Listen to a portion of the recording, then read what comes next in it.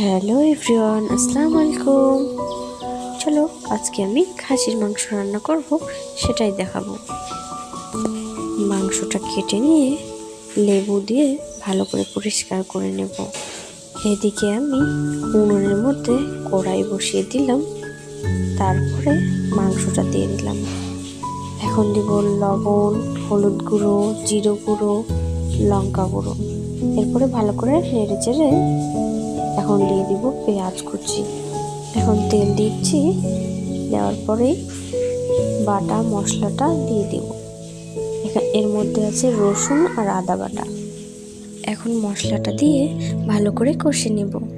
কষে নেওয়ার পর হালকা করে একটু জল দিয়ে ভালো করে নেড়ে চেড়ে কষতে থাকবো। তারপরে আবারও জল দিয়ে হালকা করে কষে নেব, 3-4 বার এরকম করে কষে নেব। তারপরে আমি এর মধ্যে দিয়ে দেব সেদ্ধ কোয়াশ।